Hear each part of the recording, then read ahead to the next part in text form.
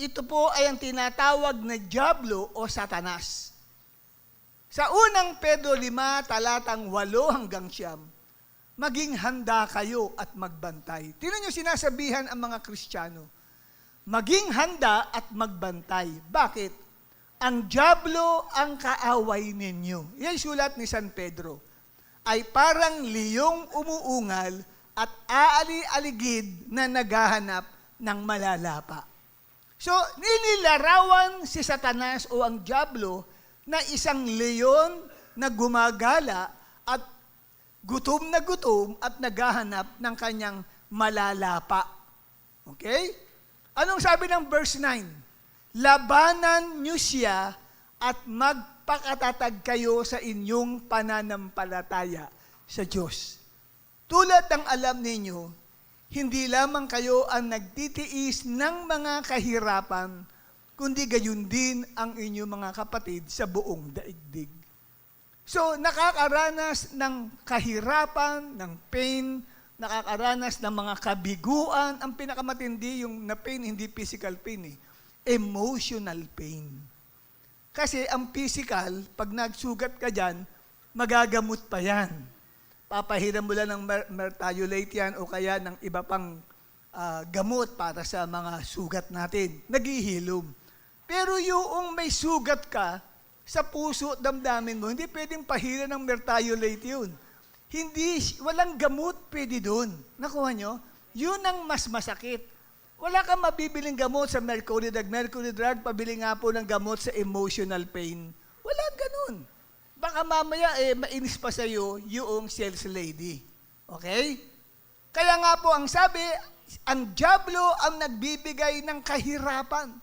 Kahirapan hindi lamang sa mga pamumuhay na walang pera ang tao, ang pinakamatinding kahirapan, yung kahirapang nararamdaman niya sa panloob niyang buhay.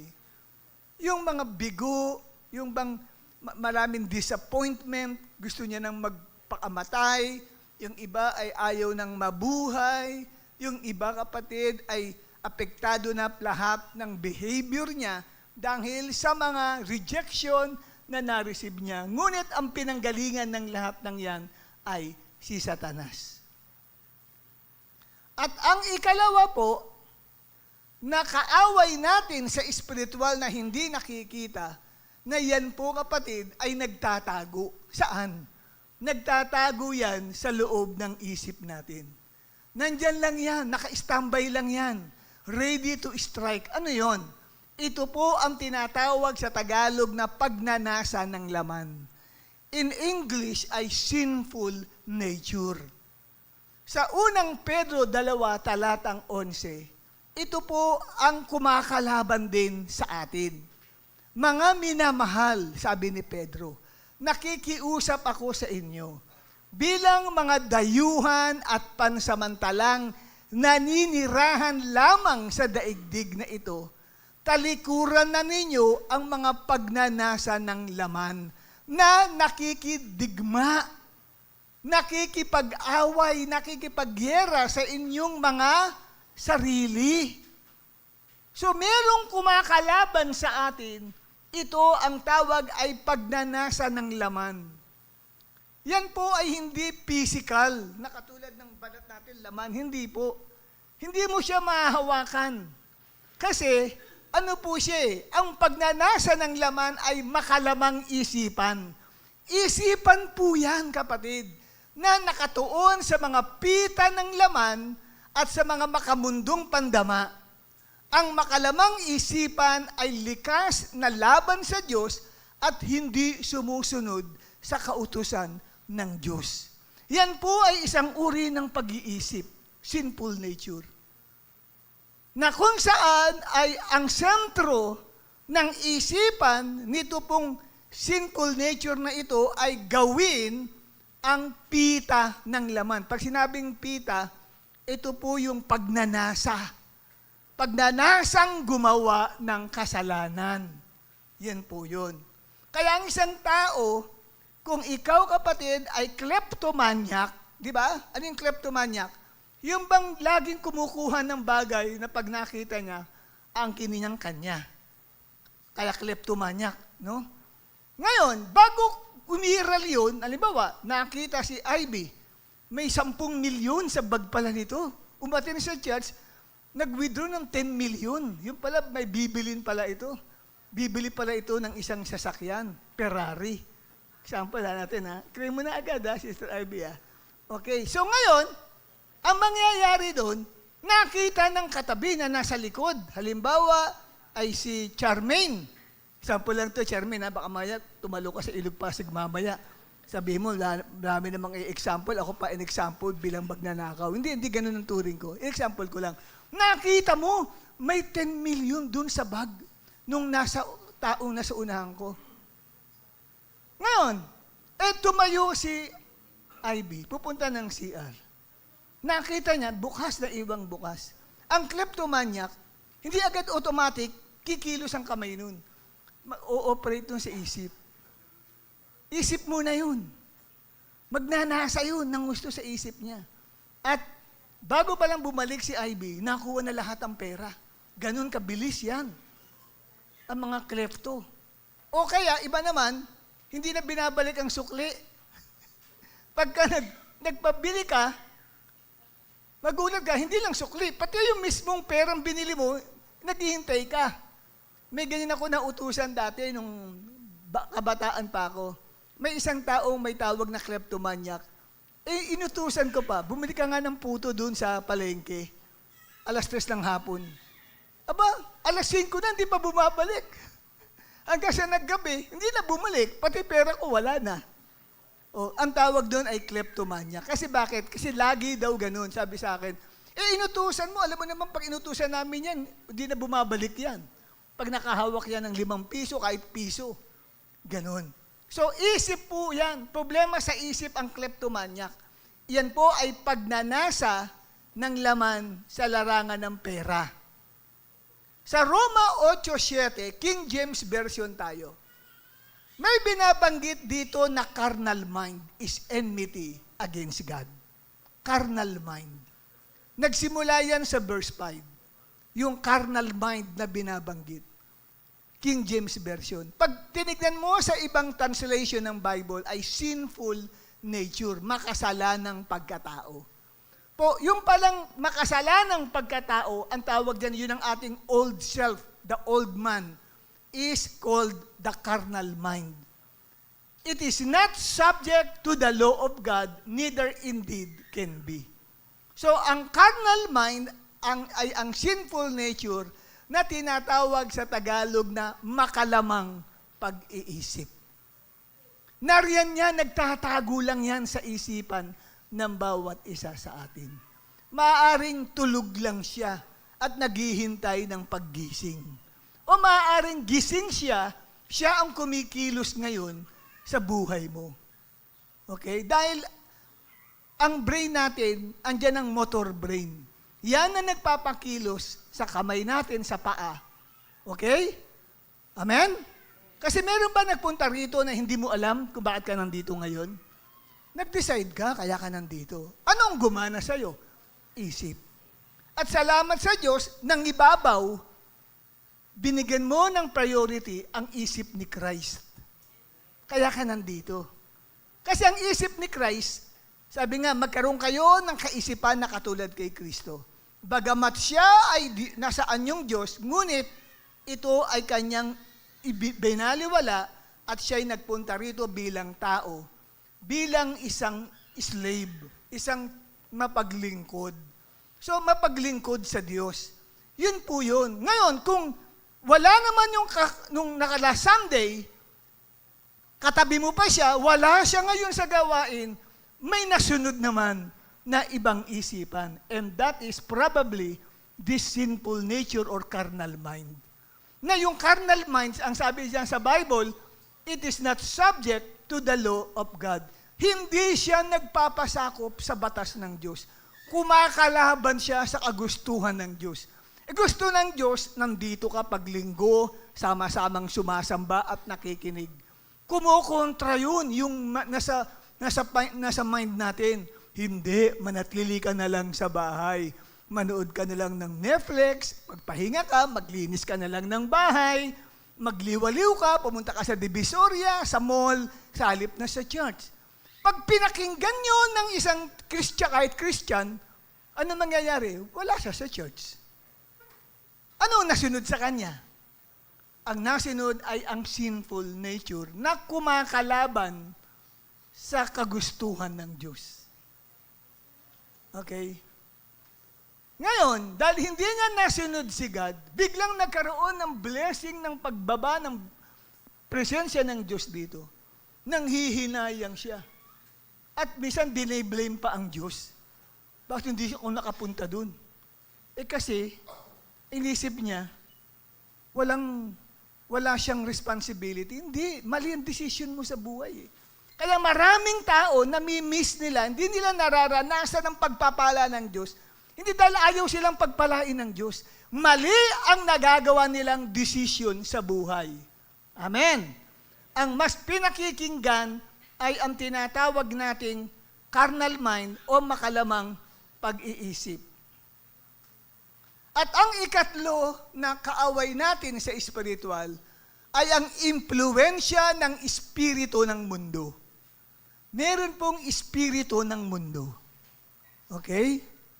Kung ang tao may espiritu, kung ang demonyo ay may espiritu at ang hayop ay may espiritu, ang mundo o ang sanlibutang ito ay meron din pong espiritu. Hindi nakikita. Pero pwede silang maka-impluensya. Nasa Bible ba yun? Espiritu ng mundo? At tinuturo ng Bible? Opo! Binanggit yan ni Apostol Pablo sa unang Korinto 2, talatang 12. Basahin po natin yung 1 Corinthians 2, verse 12. Yun lamang po. 1, 2, 3.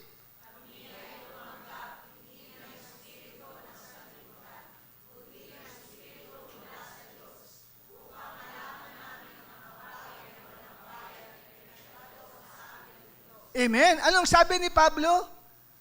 Hindi raw sila tumanggap ng espiritu ng sanlibutan, kundi ang espiritu ng Diyos ang tinanggap nila. So meron palang espiritu ng mundo o ng sanlibutan. Nandito tayo sa mundong ito. May espiritu rito na hindi natin nakikita na gumagawa at kumikilos. At ano po kapatid, yung espiritu na yun na kumikilos sa mundo. At yan ay pinaliwanag naman sa atin ni Apostol Juan sa unang 1, 2, talatang 15 hanggang 16. Kaya nga, sinabihan tayo, wag nating iibigin ang sanlibutan o ang mga bagay na nasa sanlibutan. Ang sabi, basahin natin, ang umiibig. 1, 2, 3.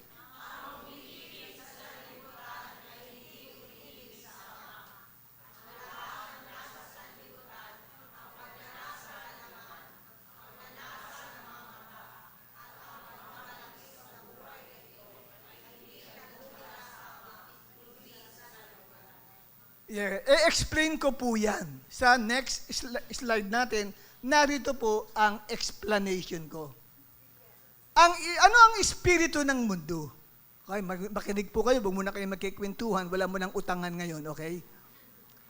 Ano ang espiritu ng mundo? Ang espiritu ng mundo ay isang paraan ng pag-iisip na kumakalaban sa kagustuhan ng Diyos. Pag-iisip din po yan. Ginigising o iniimpluwensyahan ng masamang isipan na ito na mula sa espiritu ng mundo ang makalamang pag-iisip sa isipan ng tao para maghangad ng gumawa ng immoralidad. Immorality. Sabi nga, di ba, ang lahat na nasa sanglibutan, una, pita ng laman. Yan ang dala-dala ng espiritu ng sanlibutan. Yung pagnanasa ng laman. Pag-iisip po yan, na i-inject sa mind mo. Okay? Para ikaw ay gumawa ng immorality. Paano may impluwensyahan ng espiritu ng mundo ang mga tao sa pag-iisip gumawa ng immoralidad? Maraming mga pelikula ngayon, kadalasan ang tema ay infidelity. Yung hindi katapatan sa kanyang partner. Di po ba? Amen? Karamihan ganun po ang mga nalilikang mga pelikula. Kahit sa TV. Di ho ba? May mga palabas sa TV patungkol sa wives ba yun? Ano ba yun? Sweetheart, ano ba yun? Minsan napatingin ka dun eh. Ano ba yun? Yung sila Dennis Trillo at saka yung mga maraming babae. Temptation of Wives ba yun? Ganon. Tignan nyo, ang daming asawa nun kasi parang si Dennis Trillo. Ito lang, nakuha ko lang din. Pero ano ko nanood nun eh. Nakuha ko lang siya ha. Kasi kailangan ko ma-share sa inyo, kaya kailangan i-research ko siya eh. Eh siya para siyang Muslim. May karapatan kumuha ng maraming asawa. Di ba? Meron na siyang asawa, tapos kumuha pa si Bianca pa ata yun ako, dinagdag pa niya ng panibago niyang asawa. Ano tinuturo ng pelikula o palabas na yun sa TV? Immorality yun. Nagpo-promote ng immorality para bagang, gayahin mo yun. Pwede naman yun, oh. Gayahin mo yun. Kaya yung iba, mangangarap ang mga lalaki, sana all. Sana all. Yung ang daming asawa niya, di ba? Ayan. Yan ay gawa ng espiritu ng mundo. Eh, sino yung lumikha ng ganoong, sino yung scriptwriter nun? Punong-puno ng impluensya ng espiritu ng mundo yung scriptwriter. At ngayon, ipapakita ngayon sa pamagitan ng nakikita nating mga mata. At naririnig ng tenga natin. At yan ang dahilan, pumapasok yan sa mind natin. Kasi ang mata mo at ang tenga mo, ang pintuan papasok sa isip. Sabi mo sa katabi mo, kapatid, sige, chairman, sabi mo sa mother mo ba yan? O stepmother mo? O si Sister Narisa. Sabi mo, kapatid, ang isip mo, ang pinto, papasok sa... Mali pala ako. Mali. Erase, delete natin. Ang isip mo ay pintuan. Diyan pumapasok ang iba't ibang kaisipan. Hindi nyo? Kaya nga pag pinagbuksan mo yan, papasok siya. Okay? At ikalawa, nakita natin ang impluensya ng espiritu ng mundo ay makalamang pag-iisip sa isipan ng tao para maghangad ng kasakiman o pagmamahal sa pera at kayamanan. An example nito sa 1 John chapter 2 verse 16, ano ang sabi ng Bible? At ang lahat ng sanglibutan, ano daw yon? Una, pita ng laman, ikalawa, pita ng mata. Pagnanasa ng mata. Ano yung pera? Kaperahan yan, kapatid. Kasakiman, pagiging ganid, ayaw maglabas ng pera. Yan. Yan ang po pwedeng imumpluwensya galing sa espiritu ng mundo. At may mga nababasa tayo o kaya napapanood na patungkol po doon. No? Na pwedeng gayahin po ng ibang tao. Lalo na po sa Facebook. Na kung saan po ay may mga magpo-post sila na nakabili sila ng mga bagong house and lot, bagong sasakyan. Ikaw naman ngayon, ay buti pa siya. Ako rin, magsisikap din ako. Gusto ko rin matulad sa kanya. O hihigitan ko pa siya. Yung mga dati mong classmate nung araw nagpo-post ng mga success niya sa buhay, gusto mo rin, ganun ka din. Ginagamit yun, ganun ng mga nagpo-post eh. Ng impluensya ng espiritu ng mundo. Kaya kung ayaw mo, kung ayaw mong marami kang kaaway, huwag kang magpo-post. Marami kang makakaaway pagka nag-post ka ng bagong bahay at lupa. May bago kang biling house and lot, bagong sasakyan, tapos nag-promote ka pa, promotion, di-picture ka pa. Na-promote ka sa isang trabaho, naku, dadami kaaway mo. Marami maiinggit sa iyo. Nagpo-promote yun ng inggit at ng kasakiman. Ako rin, kailangang maging kontraktor. Pero kumita ng mga bilyon-bilyon. Gumigising ng pita ng laman. Ikatlo, ay nilalagay ng impluensya ng espiritu ng mundo sa isip ng tao para maghangad ng kapangyarihan at kasikatan. Ang ikatlo, sabi nito, ang lahat na nasa sanglibutan, ang pita ng laman, ampitan ng mata at ang kapalaluan sa buhay. Ano yung sabihin ng kapalaluan? Kahambugan. Kahambugan yun eh. Pagmamalaki at pagmamayabang. Ilan sa inyo rito, gusto nyong sumikat din kayo at makilala rin kayo. Kaya yung iba, marami, gustong tularan yung ibang sumikat na nagtitiktok. Di ba? Kaya dumami mga tiktokers eh. Kasi nung makita nila, dami nito, view nito, nasa 15,000 na, ako rin. Kailangan sumikat din ako. Gagawa ka rin ng sarili mong TikTok. Nakuha niyo kapatid? O, bakit? Na-impluensyahan ka ng espiritu ng mundo. Yung nag-post noon, may espiritu ng mundo siya. Kahit sabing Christian siya. Kasi nagpo-promote siya ng kasikatan at ng kapangyarihan. Gusto mo rin, ganun ka din. May napanood ka na nag-exhort, ganda na in-exhort, ang dami ng views. Wow, gusto ko rin. Kaya may nga nagbablog, di ba? Uy, ito si vlogger, sumikat, magbablog na rin ako. Kaya dumadami ang vloggers. Bakit? Kasi nga, nai-impluensyahan sila ng espiritu ng mundo. Ginigising, yun pong tinatawag natin kapalaluan sa buhay. Yung gusto rin nilang maging sikat sila. Naunawaan na po ninyo, kapatid. Kaya, ingat ho tayo. Sabi mo, ingat-ingat ka. Hindi porke naging vlogger ka ngayon, akala mo walang mag-iisip na nangopya ka din. Totoo yan eh, may mga ganyan. Na kung saan akala ay walang makakadiscern. Ang makakadiscern lang yan, yung mga may espiritu ng Diyos.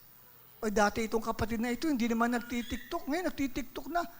Ano kaya umumpluensya sa kanya? Siguro may nakita siya, kakilala niya, na ang dami ng views. At marami raw kinikita. Kasi kumikita sa YouTube eh. O di ikaw na rin, magtitiktok ka na rin. Ang hangad mo, hindi lang kumita, makilala ka. Oo, nakilala ka, tuwan-tuwa ka, pero ikaw ay alipin ng espiritu ng sanlibutan.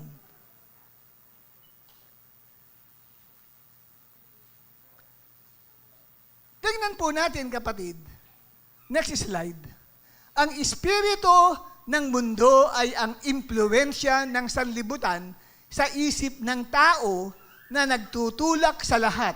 Ito man ay born-again Christian o hindi, na mamuhay na kumakalaban sa lahat ng kagustuhan ng Diyos sa isang tao.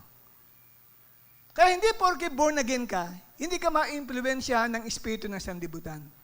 Kasi ang espiritu ng mundo ay kumikilos sa pamagitan ng mga sumusunod. Ito ang pamamaraan ng espiritu ng mundo. Para malaman mo, una, inilalagay ito sa pamagitan ng tri-media. TV, print, and internet or broadcast. Okay? TV, print, internet, or broadcast. Kasi bakit? May mga bagay na napapanood tayo sa TV o kaya naman sa internet, di ba? Nabubuksan natin yan. Hindi lamang, kapatid, napapanood mo, kundi naririnig mo. Sabi ko kanina, ang mata at ang tenga ay gateway to the mind. Yan po'y pintuan. Ang mata mo ay pintuan. At ang tenga mo ay pintuan papasok sa isip mo. Kaya ang mga bagay na iyo pong kapatid na tinitignan at pinapanood, pumapasok yan sa isip mo.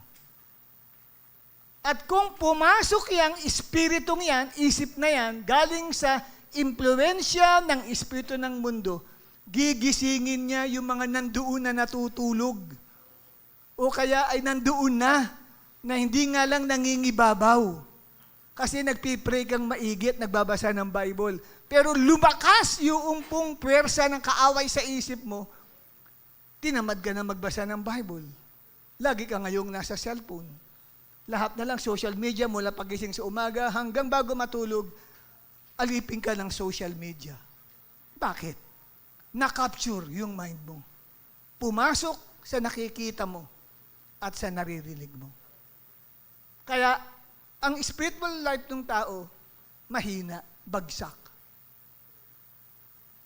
Hindi siya malakas. Kasi hindi makapagbuklat ng Bible. Dahil lagi niyang hawak ang cellphone niya. Nakakita na ba kayo ng tao pag-isip pa lang sa umaga, cellphone na agad ang hawak? At bago matulog, cellphone pa rin. May kilala kayo? Sino? Sarili mo? Sarili mo tuloy. May kilala ba kayong ganon? Bakit hindi niya mabitaw-bitawan yung social media? Di ba? Bakit parang alipin na alipin siya nun? Kinapture yung mind mo eh. Pumasok sa mata mo. Hindi mo alam na-capture ka. See? Kaya pagdating sa pakikinig ng salita ng Diyos, antukin ka na. Hindi ka na interesado. Pero pag ikaw ay nagso-social media, kahit alas 3 na madaling araw, gising na gising ka pa din. Hindi ka inaantok. But when it comes to hearing and listening to the proclamation of God's Word, antok ka na. Bakit? Ang nangingibabaw ay ang impluensya ng espiritu ng mundo. At sa pamagitan din, kapatid, ng kultura at uso or trending or popular style ng dress, ng gadgets, ng bag, at ng ano pa mang bagay, kumikilos ang espiritu ng mundo. Kung anong uso ngayon? May nakita, kapatid, na uso ng bagong style na dress. Makikita mo halos lahat ay nagsusuot na nun. Hindi ba? Kahit Christian, nagkaroon ng pagkakataon na ang nauso ay yung hindi na nagbabra ang babae. Sa pagsusuot, wala nang bra, braless na siya. Nauso yon, ikaw Christian ka, pag ganun ka rin, bumili ka ng ganung damit, at ano ka pa, ang tawag ito, yung walang takip ang likod. Braless na, backless pa. Na-attend ka ngayon sa church. At sasabihin mo ngayon, judge not. Di ba? Huwag kayong hahatol sa panlabas, hindi nyo nakikita ang puso ko. Pero sa totoo, impluensya ng mundo. Kasi yun ang uso, nakita niya. Nakita niya yun, pinopost yan, pinapanood yan ng mga tao, yun ang uso ngayon. Style of dress, o kaya gadgets, di ba? O mga uso ng mga gadgets ngayon. Sumusunod ngayon ang mga tao doon, kahit born again Christian pa. Naapektuhan po sila ng espiritu ng mundo. Bakit naapektuhan? Pumasok sa mind eh. Pumasok sa isipan, na-capture na. Lumakas yung puwersa ng stronghold sa isip. At ikaapat, ano-ano ang mga kaaway natin sa spiritual? Impluensya ng masama o masakit na karanasan sa buhay. Ito pinakamatinding impluensya. Yun pong masama o masakit na karanasan sa buhay. Sa Kawikaan 4, talatang 23, ingatan mo ang iyong puso, sapagkat dito nanggagaling ang bukal ng buhay. So pinag-iingatan tayo ng puso natin. Puso naman yan, hindi naman pag-iisip yan eh. Last Sunday, tinalakay ko sa inyo, ang puso at ang pag-iisip ay hindi mo pwedeng paghiwalayin. Ang puso ay binubuo ng pag-iisip, ng kalooban at ng damdamin. Pag tinanggal mo ang isa sa bahagi ng puso na pag-iisip, hindi na puso yan. Kasi pusong hindi na nag-iisip. Hindi ba? Amen? Hindi mo pwedeng paghiwalayan. Kaya pag sinabing ingatan mo ang iyong puso, kasama doon ang isip mo. Ingatan mo ang isip mo sapagkat dito nanggagaling ang bukal ng buhay. Anong sabihin ng bukal ng buhay? Kung ano magiging decision mo, yun ang nagiging kapalaran ng buhay mo. Pag sinabing bukal, spring of life, pinanggagalingan ng iyong kinabukasan. Kaya pag nagkamali ka ng pagdidesisyon sa isipan mo, pwedeng mapahamak ka, kapatid. Kaya makita natin na ang puso at isip ng tao ay naaapektuhan sa masakit na karanasan na nag-iiwan ng sugat sa loob ng tao. Nag-iiwan siya ng sugat. Hindi lang damdamin ng sugatan. Ang pinakamatinding masugatan ay ang isip ng tao. Sugatan. Nagnanaknak. May nana. Parang ganun, no?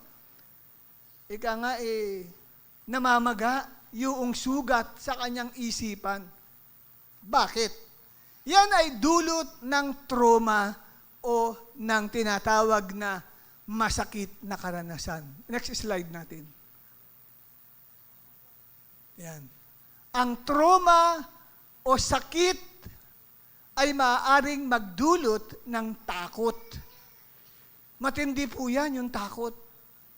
Alam niyo po, meron ako dating young people dito sa church natin. Naging young, magmula nung ako magpastor, isa yan sa napagbagian ko sa Panginoon, diyan sa taga-Bitina. Bagamat wala na yung pamilyang iyon sa atin dahil yung nanay nila namatay na. Si Sister Aida Padriquela. Kasi nakakilala kay Sister Aida Padriquela. Oh, konti na lang. Namatay na yung mother. Dahil sa pagtikim ng lechon, yung balat ng lechon. High blood na nga yun eh. Kaya lang, sabi ko, bakit inatake si mama mo?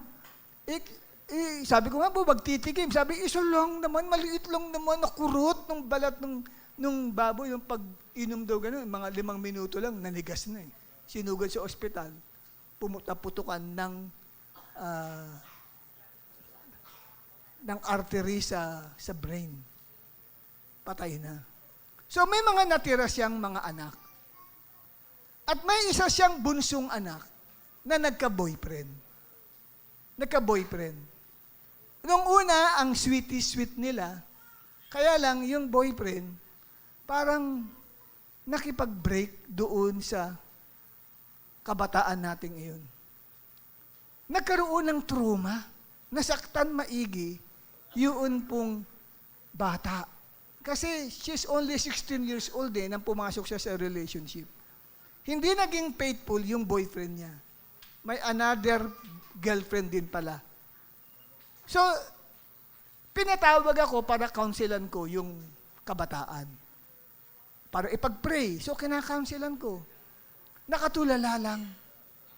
Mamaya, nung sinabi ng nanay sinabi sa akin ng kapatid na panganay ni Banji, Pastor, pagpray nyo nga yan, parang takot lagi sa dilim yan.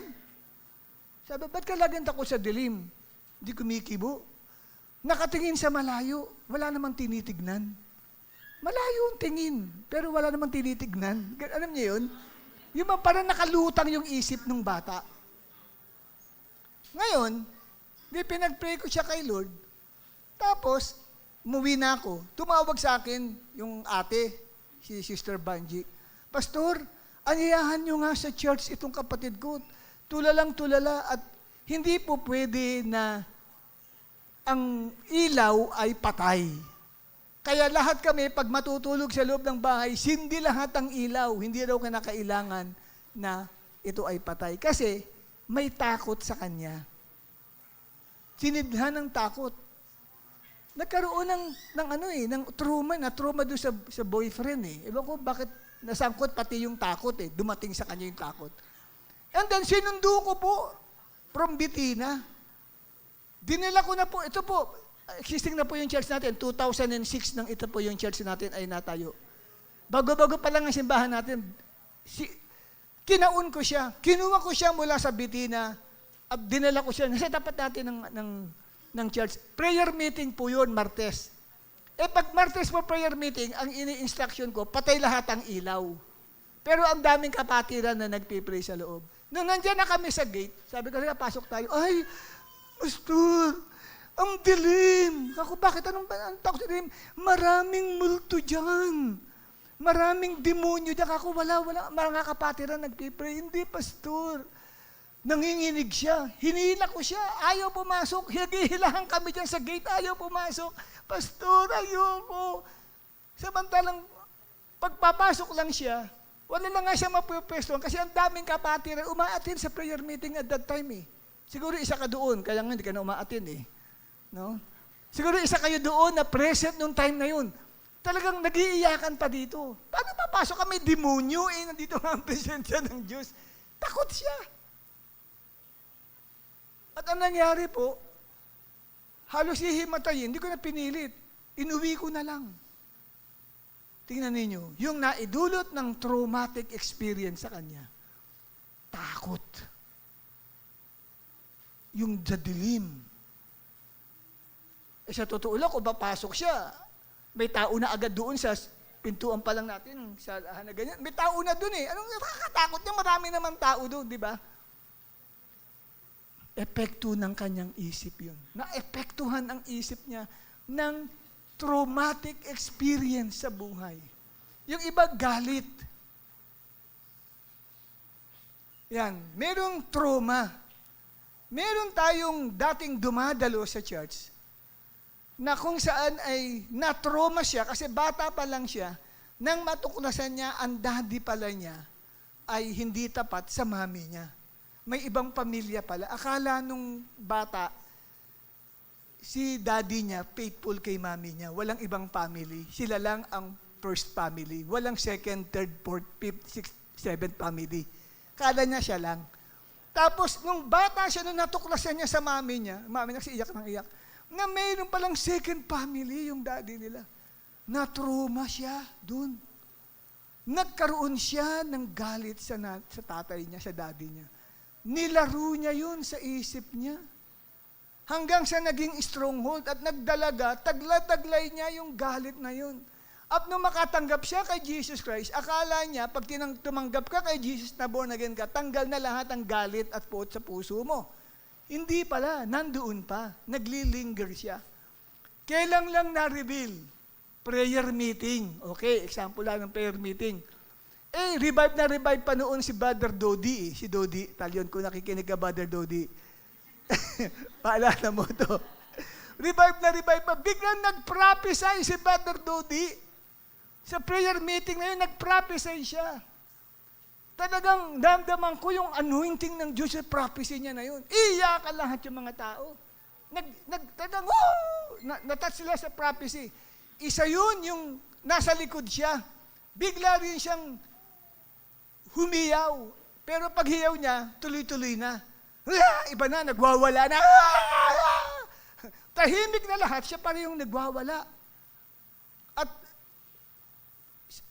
halos mahinto yung prayer meeting na ginagawa kasi ang ingay na niya. At saka nakita ko yung ulo, mukhang hinahampas na dyan sa sahig. Mukhang babasagin yung ulo noong sister natin na yun. Parang nagigigil siya, kagat-kagat niya yung ipin niya, ganun.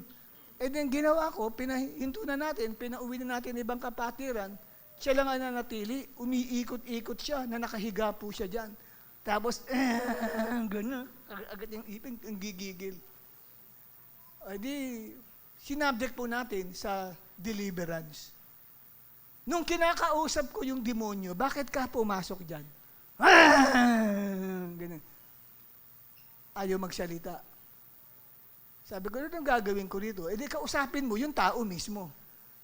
Kaso sabi ko, Lord, kaso yung demonyo laging nagte-take over sa isip. Di sabihin mo, i-command mo, hindi ikaw demon ka ng angel. Hindi ikaw ang kakausapin ko. Yung tao mismo, sabi ko, binanggit ko na yung pangalan kasi may madulasan tayo ng salita. Binanggit ko ng pangalan, sabi ko sa kanya, Sis, anong dahilan? Bakit nagkaganyan ka? Nagtapat na siya. Bata pa lang po ako, pastor. Talagang nanggigigil na ako sa daddy ko. Gusto ko siyang patayin. Bata pa lang pala siya. Mayroon ng anger na nakatanim sa puso niya dahil daw sa may second family pala. Kala nila sila ang first family. Bata pa lang. Gusto mong makalaya? Opo. O sige. Isip ko naman, Lord, anong gagawin ko? Di, kausapin naman ang demonyo. Sabi ko naman, ikaw, demon of anger, ikaw naman ang lumabas. Paglabas, talagang nalilisik na naman.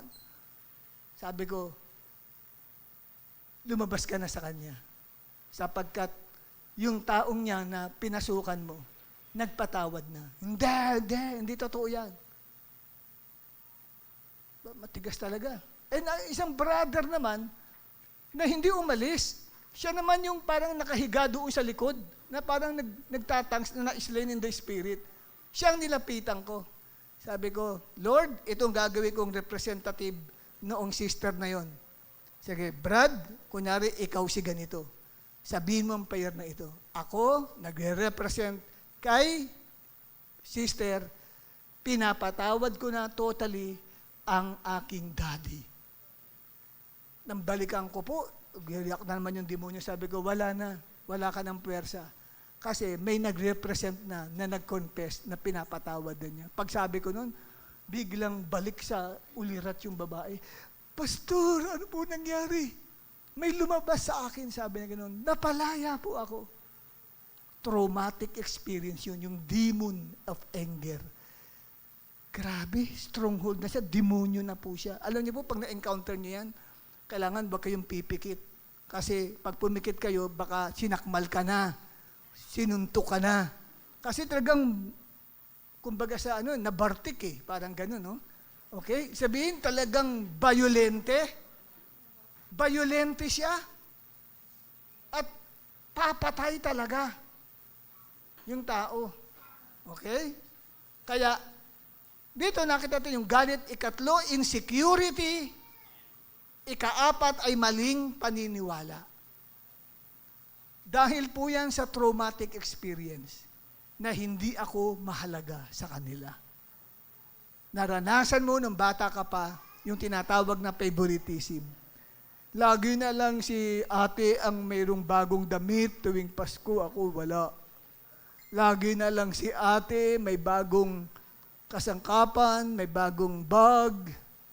Binibilang lagi ni mami, nilalabas niya, kami naiiwan sa bahay. Bata pa lang, nagkakaroon na ng trauma. At napapasok sa kanila yung paniniwalang hindi na siya mahalaga sa nanay o sa tatay niya. Maraming ganyan ako na-encounter. Talagang, sabi ko, hindi, mahal na mahal ka ng magulang mo. Hindi! Pinatapan niya ang tenga niya pag narinig ko, mahal na mahal ka ng mga magulang mo. Hindi! Talagang grabe yung resistance niya. Na-capture yung mind niya ng maling paniniwala. Dahil sa trauma. Okay? Kaya kapag hindi napagaling ang tao, nagiging stronghold ang mga ito sa isip ng tao. Tuwing madaling araw, may isang kapatiran mula pa sa Cavite. Tuwing man tatawag yun, madaling araw, ang sarap ng tulog ko. Tatawag sa messenger, Pastor, tulungan mo ako. Eh di, misis ko naman, magigising. Kaya nga siguro si Pastor Isabel, di na nakakatulog parati. Baka na dahil doon sa epekto na yun, sweetheart Na madaling araw, minsan tinatawagan ako. Tapos yung nanay naman, Pastor, ipag-pray mo uli yung anak kong ito. Ako, ano ba ang problema mo? Pastor, ipag-pray mo ako. Kasi yung tita ko namatay sa cancer, sa breast. O anong problema nun sa tita mo namatay baka meron din ako. Baka daw meron din siya. Dahil namatay ang tita niya. Ako, paano mo nalaman yan? Napanood ko po sa TV. Napanood lang sa TV. O, tignan nyo pumasok yun sa mind niya, nagkaroon ng trauma na agad sa kanya. Hindi na siya makapagkatulog. May baby siya, hindi na naaalagaan ng baby niya, nagagalit na ang mister niya sa kanya, nag-aaway na po sila. Hindi po natutulog yung pong sister na yun. Hindi natin siya attend sa church. Sister, kasi may Bible study sa bahay nila. May pastor na pumupunta. Ang problema, yung pastor nila, hindi yun ang iniistorbo, ako hindi istorbo, no? Kasi nga, kakilala ko nung mother. Yung mother, ang dati nating young people dito sa church. So, nagkaanak. Yun po yung problema nung. Ngayon, tinatawagan ako parati. Pastor, hindi na naman ako makatulog. Sabi ko, ako rin hindi ko ka nagpapatulog sa akin Dinadamay mo naman ako, sister Sabi ko na lang mag-isa, ang hindi makatulog, ang dadamay ka pa. Tulungan mo po ako. Ganon. Kahit anong prayer, wala pong nangyayari. Sabi ko, magbasa ka ng Bible. Nagbasa naman po ako ng Bible. Sabi niya gano'n. Talagang, hindi siya ang tawag ay panic attack. Makita mo yung mukha niya, iba, namumutla ang mga labi, nanginginig ang mga kamay niya. Takot na takot siya. Sabi ko, gumagano ang kamay niya. Kala mo nga, parang pag nagkakaroon ng puspusan, may nakita ko gumagano dito. Parang ganun din yung tao Gumagalaw ganyan yung kamay. Oh. Sabi ko, Pastor, bakit ayaw ko ba pong mamatay? Nagpatingin ka na ba? Hindi pa po. O hindi ka pa nagpapatingin kung meron kang ano eh. Tingin agad meron siya. Kasi po ganito eh, ganyan paliwanag ng doktor. Sabi ko, yung tita mo ba na namatay, may anak? Meron po. O ano, may kaso ba na wala po? Oy, sila, wala. Ikaw ang tita ka lang, pamangking ka lang. Yung mga anak na yun, hindi na mo problema. Pamangking ka lang, ang problema mo, meron ka din. Yung mga anak, wala pa lang kaso ng breast cancer. Buhay pa hanggang ngayon. Masasaya po sila. O, tamo, ikaw, ano ka lang, pamangking ka lang. Nakuha nyo, pumapasok sa mind niya. At sa alamat sa Diyos, isang araw, nakatulog ako ng mahimbing, walang tawag. Hanggang sa tumawag, tanghali na, nagpapasalamat sapagkat nalagpasan niya yung kanyang panic attack na yun. Yung insecurities, yung fear, at yung maling paniniwala. Yun yung umatake sa kanya. Amen? At through prayers. Kasi kung hindi siya tuluyang nakalaya, baka maghiwalay silang mag-asawa. Kasi gusto na makapaghiwalay ng asawang lalaki. Napapabayaan na yung baby. Hindi na inaalagaan. Yung asawa nagtatrabaho pa.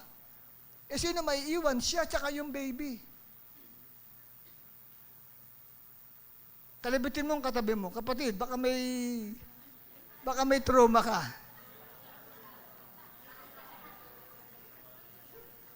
Kay Lord ka lumapit. Tandaan po ninyo, ang puso at isip ay bukal ng buhay. Apektado ang magiging huling kapalaran ng tao kung hindi makalalaya sa mga strongholds na mga kaaway sa isipan ng tao. Kaya kailangan ay labanan mo itong mga masasamang pag-iisip. Ang tanong, papaano natin lalabanan ang masamang pag-iisip? Okay? Ready ka na? Pakikalabit nga katabi mo, baka natutulog ka mo. Ready na ba tayo? Lalaban na ba tayo? Ilan ang apat na kalaban natin? Ilan ang apat na kalaban? Pati ako tuloy nalito. Ilan ang kalaban natin sa spiritual? Ano number 1? Ayun. Ay, babay na pinagsasagot ninyo eh.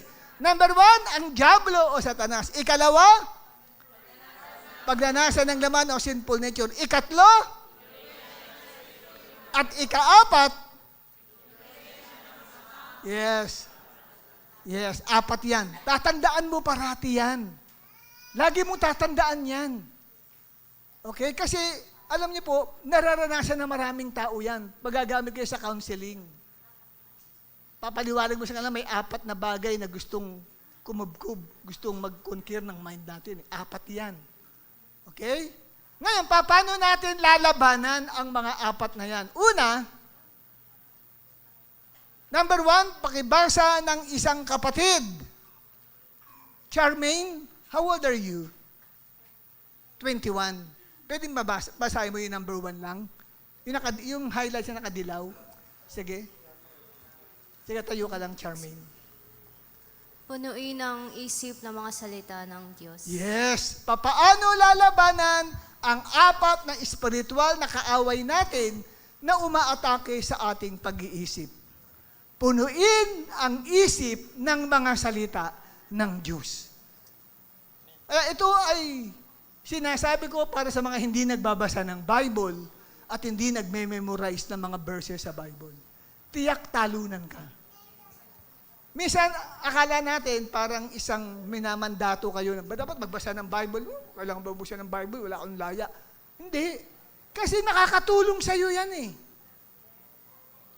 Mga kapatid, basahin natin. Kunyari akong kinakausap nyo. 1, 2, 3.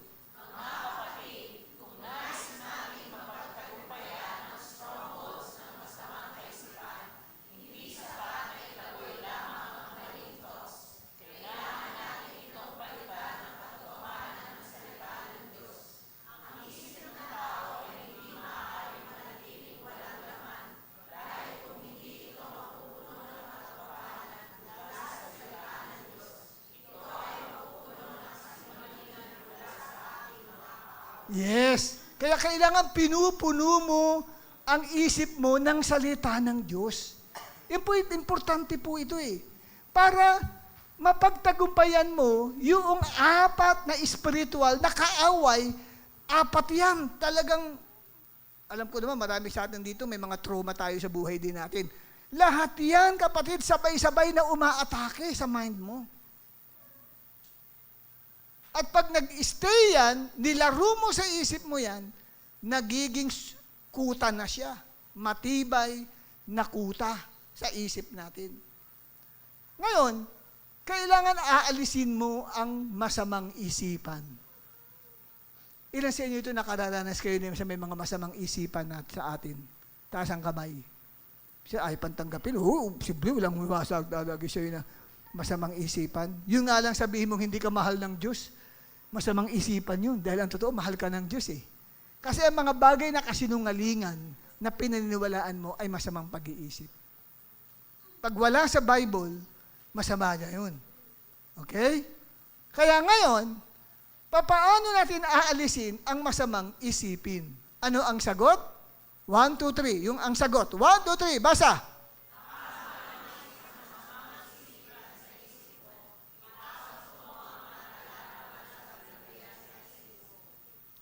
Ipasok mo ang mga talata sa Biblia sa isip mo. Hindi ibig sabihin literally, gugupit ka doon sa verse sa Bible, tapos yung papel na ginupit mo, ipapasok mo ganun. Ano ginagawa? Pinapasok ko. Hindi yun. Hindi yun literal. Hindi, kasi kaya ko pinaliliwanag mo, hindi baka mamaya, literal. Magulat na lang ako, ba't ang Bible mo puro pilas-pilas? Kasi ginugupit ko po, pinapasok ko po sa isipan ko po eh. Hindi ganun. Ibig sabihin, minememorize mo ang verse sa Bible. Minemeditate mo. Meditate, iniisip-isip mo yung salita. Talagang pinapasok mo siya sa mind mo. Ano ang sabi ng Colossus 3:16? Pakibasa ni Sister Chelsea. Pakibasa Chel. Colossians 3:16. Colossians 3:16, manirahan nawang sagana sa inyong ang salita ni Kristo. Yes, manirahan nawang sagana sa inyo ang salita ni Kristo. Ito paliwanag ko. Ayan, nakasulat na rin. Pansinin ninyo, hindi sinabi na manirahan ng konti lang ang salita ng Diyos. Hindi sinabing tumira ang salita ng Diyos sa isip nyo, konti lang, basit laang. Hindi ganun ang sinabi. Kundi manahan ng sagana. Ano ibig sabihin ng sagana? Manahan, tumira ang salita ng Diyos na umaapaw sa inyong isip at sa inyong puso ang salita ng Diyos. Ano yung umaapaw? Nakatulad ba kayo ng isang basong tubig na punong-puno ng tubig na umaapaw? Ganun dapat ang mangyari sa atin kung nais nating malabanan ang masamang pag-iisip. Kasi ang topic natin, the battle of the minds eh. Ang giyera sa pag-iisip. Kailangan magtagumpay tayo. Seryosohin mo itong bagay na ito, kapatid. At sabihin ko sa iyo, pag ito'y ginawa mo, tatayo ka sa pulpitong ito at magpapatato ka, for the first time in your life, naranasan mo ang victorious Christian life. Hindi nakakagawa sa iyo ang kasalanan. Parang akala mo nung una, sabi mo, imposibleng mabuhay na hindi nagkakasala. Posible pala.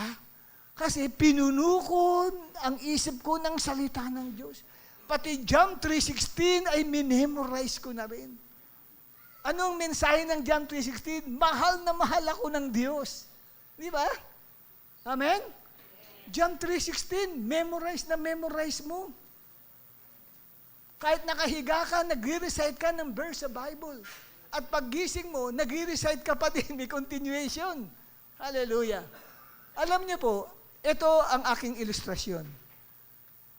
Hindi lang ako nakapag-utos na kumuha po ng baso at lalagyan natin ng dumi. Yung baso, punong-puno yung baso ng dumi. Sabing dumi, pwedeng kumuha tayo ng mga maruming mga lupa dyan, madumi siya, di ba? Isang baso. Kasi ang isip ng tao, ay mailalarawan natin sa isang baso na puno ng maruming tubig. Yun po yung maruming pag-iisip. At hindi mo kinakailangan damputin isa-isa doon sa baso na punong-puno ng marumi, yung dumi. Ang kailangan lang doon ay bubuhusan mo yung punong-puno ng tubig na yon na marumi, yung baso. Buhusan mo siya ng malinis na tubig. Tuloy-tuloy. Aapaw ng aapaw hanggang po sa lahat ng marumi ay lumabas doon sa baso. At ang matitira ay ang malinis na tubig. Kaya yan po ay napakahalagang bagay sa atin. Ganito rin ang isip natin. Kapag pinuno natin ng salita ng Diyos, ang atin pong isipan, ang masamang kaisipan ay unti-unting nawawala. Amen? Kaya sabi ng awit 119, talatang 11, basahin natin yung nasa ibaba. 1, 2, 3. Iniingatan ko ang inyong salita sa aking puso upang hindi ako magkasala laban sa iyo. So, para hindi ka magkasala, iingatan mo sa puso, sa isip mo rin yung salita ng Diyos. Kaya memorize mo yun. Every day, meron kang memory verses. Pag hindi mo siya memorize sa buong araw, bago ka matulog, sinisiksik mo siyang maigi. Hanggang sa makatulog ka at managinip ka, nagme-memorize ka ng verse sa Bible. Pag gising mo, salita ng Diyos ang nasa isipan mo. Hindi mo agad hahanapin agad yung cellphone. Kasi Word of God agad ang hahanapin mo. Kasi bakit? Kailangan reviewin mo yung na-memorize mo, titignan mo din sa Bible. Yun po yun. Para malabanan po ninyo. Alam nyo kapatid, kailangan lang ay disiplina dito. At saka dapat sigurado ka. Sigurado ka sa mga bagay na iyong ginagawa. At ang ikalawa, ano yung una pala? Pupunuin natin ang isip natin ng salita ng Diyos. Hindi po pwedeng tamad kang magbasa ng Bible, tamad kang mag-memorize ng verse sa Bible. Magiging talunan ka na Kristiyano. Hindi ka magwawagi. Wala kang panlaban. Tingnan nyo, inatake ni Satanas, si Christ, di ba? Nung ito'y magutom. Anong sabi ni Satanas sa kanya? Kung ikaw ang tunay na anak ng Diyos, gawin mong tinapay ang batong ito. Ano, ginagawang parang suga pa si Kristo dahil sa gutom, yung bato, kailangan gawin niyang tinapay? Hindi. Anong sabi ni Christ? Ginamit niya ang Deuteronomy chapter 8, verse 4. Memorize niya ang scripture. Deuteronomy 8:4 says, man shall not live by bread alone, but by every word that proceed out from the mouth of God. Deuteronomy 8:4. Pero yung kwento, mababasa sa Mateo 4:4. Okay? Nandun po yun. So bakit na-recite ni Jesus yun? Si Jesus mismo, anak ng Diyos yan. Diyos yan. Nung nasaan yung tao siya, ginawa niya yun. Pinuno niya ang isip niya ng salita ng Diyos. Kasi bakit? Kasi subject din siya magkasala. Nasa katawang tao siya eh. Amen? Pwede siya magkasala. Kaya lang, hindi nga siya nagkasala, sabi ng Bible, dahil ang isip niya ay pinuno niya ng salita ng Diyos. At kitang-kita naman, nagko-quote siya ng verse sa Bible. Marami siyang mga inilagay, in-store sa mind niya na Word of God. At yun ang kailangan natin. Kung si Jesus, kailangan yun. Mas kailangan ng bawat isa sa atin. Kaya, ito'y payo ko sa iyo, kapatid. Sa halip na puro Facebook ang iyong pinagtititingnan at YouTube o puro Netflix, panayang panood mo sa Netflix, bakit hindi mo, itong buong buwan lang na ito, buong buwan ng Marso, bago matapos ang buwan ng Marso, bakit hindi ka magpanatili dyan sa Word of God? Subukan mo. Itest mo. Subukan mo siya. Totoo ba itong pinangangaral ni Bishop Perdibaga? Baka kunyari lang to. Sige, subukan ko nga. Mag-Word of God ako. Pupunuin ko ang isip ko ng salita ng Diyos. Makikita mo. Tatayo ka na lang dito at sabihin mo, totoo po yung aking narinig. Pinuno ko ang ang aking isip ng salita ng Diyos, wala pong pumapasok na anumang maruming pag-iisip sa akin. Kasi pag walang pumasok na maruming pag-iisip dyan, malinis lahat ang gagawin mo. Kasi bago ka gumawa, isip muna eh. Didiktahan ka niyan eh. Wala namang nagdidikta ng bagay na hindi maganda. Kaya lahat ng bagay, alam mo, wala kang pagkakamali. Thank you God. Salamat Lord. Amen? Victorious ka bilang isang mananampalataya ni Kristo. Okay? Anong sabi? Ikalawa, paano tayo lalaban? Pakibasa. Basahin ni Sister Rosana. Bigyan natin ng mikropono si Sister Rosana. Sister Susan, pakibasa po. Salain mo ang lahat ng iyong mapapanood, nababasa at napapakinggan. Yes, sasalain mo ang lahat ng pinapanood mo. Paano ka lalaban? Hindi lang pupunuin mo ang isip mo ng salita ng Diyos. Sinasala mo ang lahat ng iyong napapanood at lahat ng iyong nababasa at lahat ng napapakinggan mo. Kasi may mga taong kausap natin, napapakinggan natin sila. Bakit? Ang mga napapanood at napapakinggan o nababasa ay direktang pumapasok sa isip natin. Ulitin ko po yan. Ang mga napapanood at napapakinggan o nababasa po natin ay direktang pumapasok sa isip natin. Kaya kinakailangan tayong maging maingat sa lahat ng pumapasok sa isip natin. Maging gwardiya ka, security guard ka. Dahil ang napapanood mo ay maaaring maging iniisip mo na. At ang iniisip mo ay nagiging paniniwala mo na, at ang paniniwala mo na ay nagiging pamumuhay mo na. Kaya dyan po. Kaya lahat ng napapanood mo, nababasa mo, at napapakinggan mo, dapat mong salain. I-filter mo siya. At yan po itinuturo ng Biblia. Kasi, next slide, kung ano ang ipinapapasok mo sa iyong mata at sa iyong tenga, yun ang unti-unting huhubog sa iyong buhay. Kaya iwasan ang mga pinapanood o binabasa na may content na immoral behavior. Tanungin mo muna, bago ka manood ng isang TV, yan bang palabas na yan, may suntukan ba dyan? May halikan ba dyan? Meron bang infidelity dyan? Ay, meron po, yung content niyan. Ay, wala, hindi ko pwedeng panoorin yan. Kahit cartoons pa siya, sa cartoons madalas. Di ba, may mga violente sa cartoons. Yung Papay, nung araw, pinapanood ko yun. Pagka lumakas na, nakakain na ng spinach si Papay, si Brutus, sinuntok ng ganyan. Kaya nga nung bata pa ako, sabi ko, pag ako susuntok din ako, kailangan parang ako si Papay. Di ba, yung behavior, hindi maganda. Naging palaaway. Di ba? Kasi napapanood eh.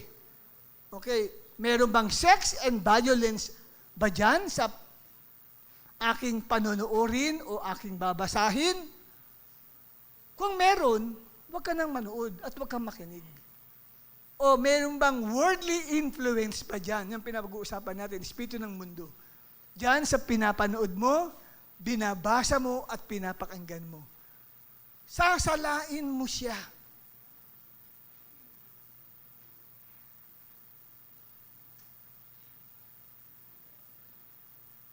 Okay? Sasalain mo lahat ng pinapanood mo at binabasa. May babasahin. O, babasahin. Newspaper. Kanino galing? Tanungin mo muna. Pwede bang mahiram ang newspaper mo? Ano ba mga nakalagay dyan ngayon? Tanungin muna. Kasi kung una nakabasa, baka mamaya, mabasa ko, dumumi isip ko. May pumasok sa isipin ko yan. Kailangan ganun po. Ingat po tayo. At ikatlo, salain o ipilter mo ang lahat ng pumapasok sa isipan mo. Wala kang pinapanood, wala kang binabasa, wala kang napapakinggan. Nakaupo ka lang dyan, Jonah.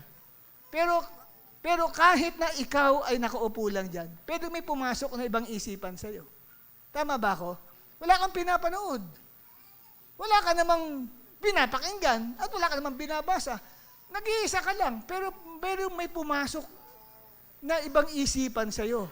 Salain mo siya, ipilter mo ang lahat. Mga kapatid, kung nais nating matutong ipilter ang ating isipan, ang ating gabay dito sa pagsasala natin sa mga pumapasok sa ating isipan ay ang salita ng Diyos na mababasa sa aklat ng Pilipos 4, talatang 8 hanggang 9. Nariyan po yung pagpipilter. Mga tanong yan na kinakailangan mong masagot bago mo tanggapin ang anumang isipan na pumapasok dyan. Kasi pagka biglang may pumasok na ibang isipan sa'yo, hindi ka na agad nagkakasala eh. Kailangan kung ito ba ay papasa dito sa Philippians 4 verse 8. Pag hindi, Jesus' name, rebuke agad. Huwag mo nang bigyan pa ng chance na maglaro pa siya sa isipan mo. Kasalanan na yun. Pag nilaro mo na siya sa isipan, nagiging kasalanan na siya. Kailangan right away, pagpasok pa lang sa isipan, halimbawa, may nakita kang dumating, papalapit sa akin, guro, mangungutang na naman to, hindi naman nagbabayad ang utang yan eh. Jesus' name, ribukin mo agad, kasi masamang pag-iisip yun. Naghahatol ka agad sa kapwa mo eh. Halimbawa, may tumititig kay Chelsea, inisip ni Chelsea, guro, may crush sa akin ito. Baka gusto kong rapin ito. Di po kayo agad, masamang pag-iisip yun, nagmahatol ka agad sa kapwa mo. Tinitignan ka lang kasi yung pala, nung maglinis ka ng ipin mo, may naiwan dito, mga bula pa rito, kaya pala katitig sa'yo. Akala mo tuloy, sobrang ganda. Di ba? May ganun pala. Di ba may ganun? Kaya may buta ka pa pala, hindi mo natatanggal. Di ba? May ganun. So, nililibyo agad yung masasamang pag-iisip. Ngayon, basahin natin ang Pilipos 4. Basahin po natin sabay-sabay. Tumayo tayong lahat.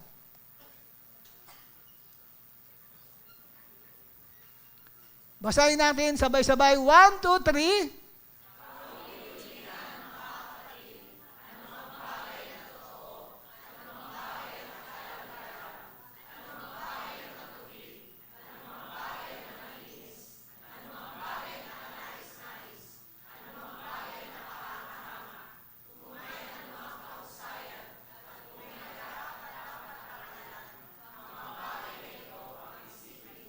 Ano raw ang mga bagay na iisipin natin?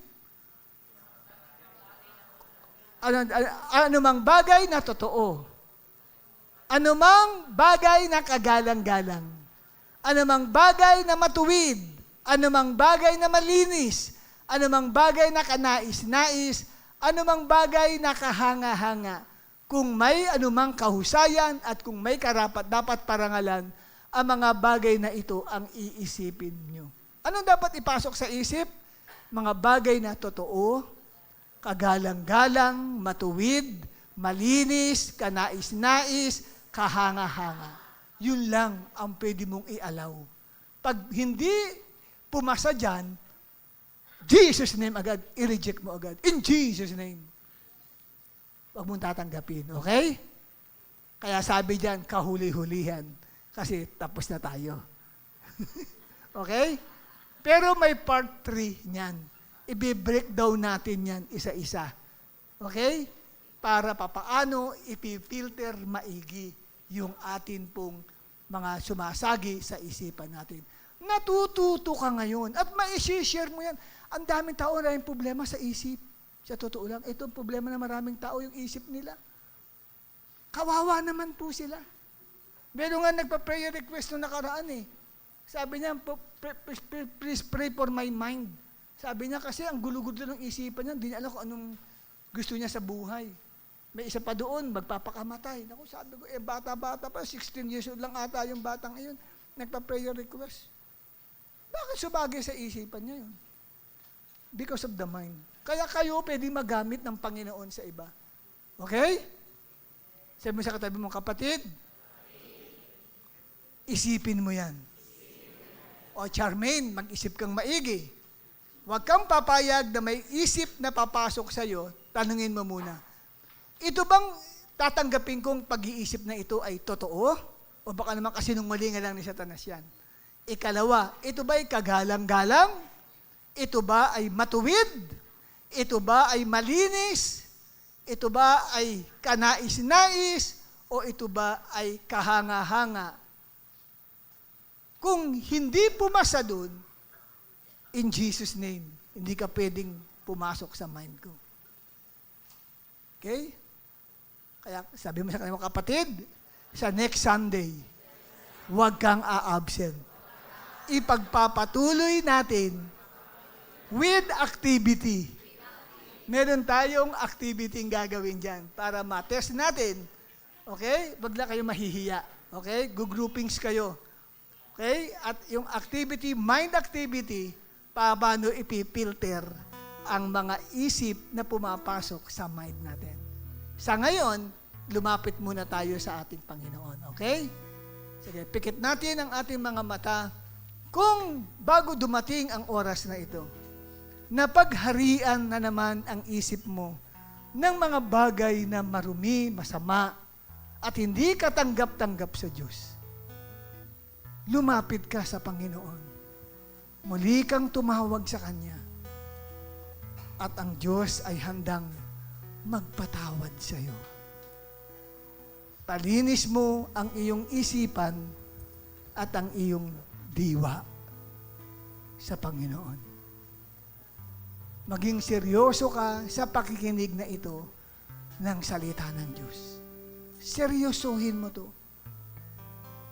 Kung hindi ka naging seryoso in the past, ngayon, subukan mong maging seryoso.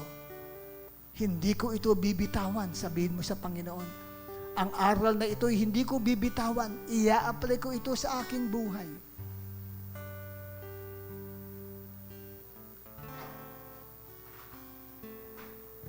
Patawarin mo ako sa lahat ng pagkukulang ko.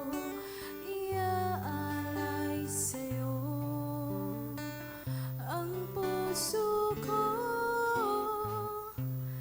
Nais kong makita ang kaluwalhatian mo.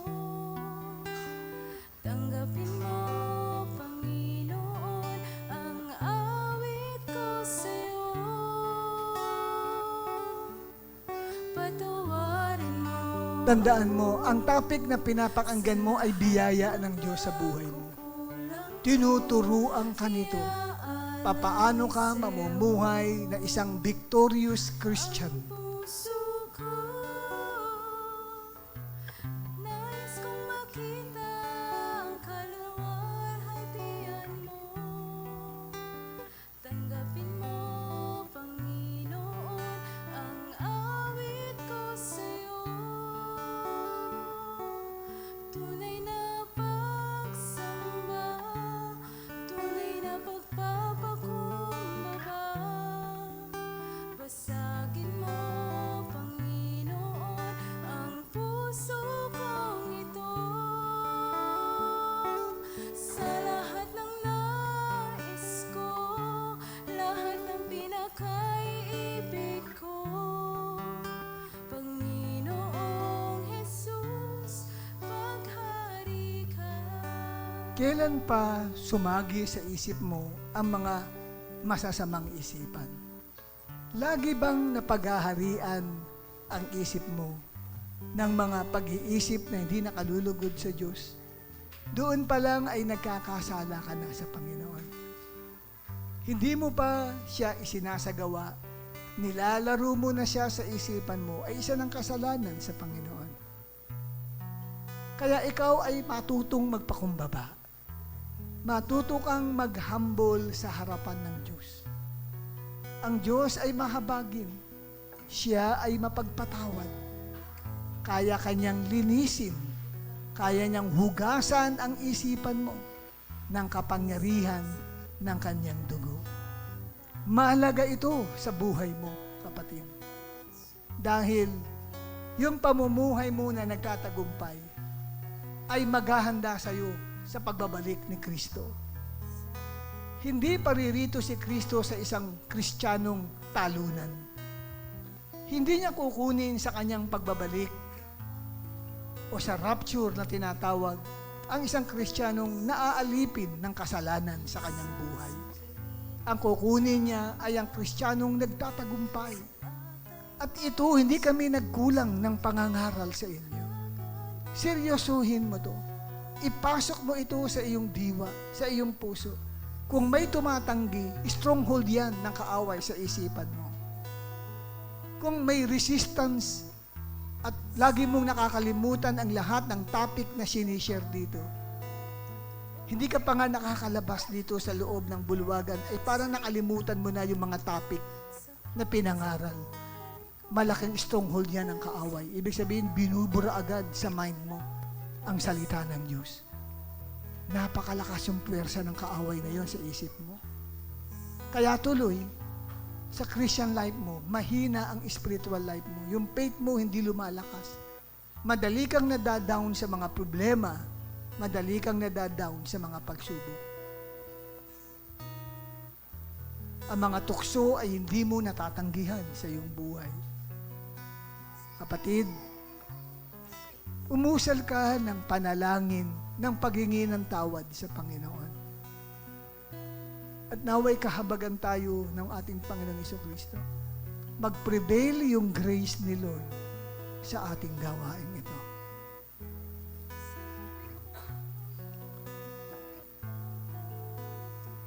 Abba Father, I pray, ikaw po ang siyang manguna, kumilos at gumawa ng himala.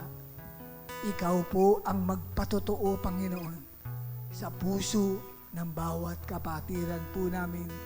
Patatagin mo po sila, Panginoon, sa kanila pong pananampalataya sa iyo. Palaguin mo po sila sa spiritual nilang buhay. Huwag mong hayaan sakupin sila ng makalupang pag-iisip, Panginoon, o makalamang kaisipan, kundi bagkus mangibabaw sa kanila ay ang kaisipan ni Kristo na handang maglingkod, handang mag-serve sa iyo, Abba Father. Salamat po. Minsan pang awitin natin salita. Yung salita ni Kristo. Sa gitna ng kadiliman, liwanag ang iyong binibigkas. Sa sakit at karamdaman, sa latay mo, Jesus, angkin ang kagalingan. Salita mo, panghahawakan ko.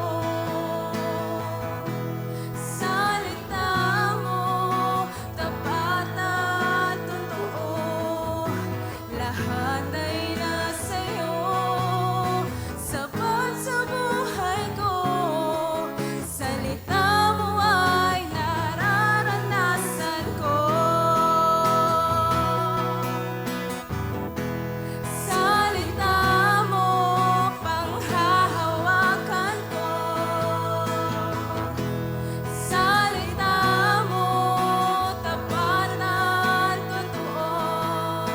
Lahat ay nasa'yo, sapat sa buhay ko. Salita mo ay nararanasan ko. One more time, pahayag mo sa harapan ng Diyos ang kanyang salita ay pangahawakan mo. Salita mo, panghahawakan ko. Salita mo, tapat at totoo. Lahat ay nasa'yo, sapat sa buhay ko. Salita mo ay nararanasan ko. One more time, salita mo, panghahawakan ko. Salita mo, panghahawakan ko. Salita mo, tapat at totoo. Lahat ay nasa'yo, sapat sa buhay ko. Salita mo ay nararanasan ko. One more time, salita mo. Salita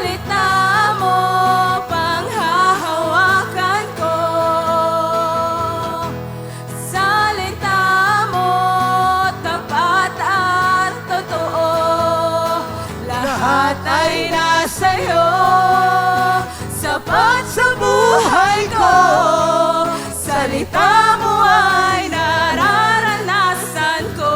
For the last time, salita mo. Salita mo, panghahawakan ko. Salita mo, tapat at totoo. Lahat ay nasa'yo, sapat sa buhay ko. Salita mo ay nararanasan ko. Salita mo ay nararanasan ko. Salita mo ay nararanasan ko. Salita mo ay Salita mo ay nararanasan ko. Hallelujah. Kumuha ka ng iyong isang prayer partner.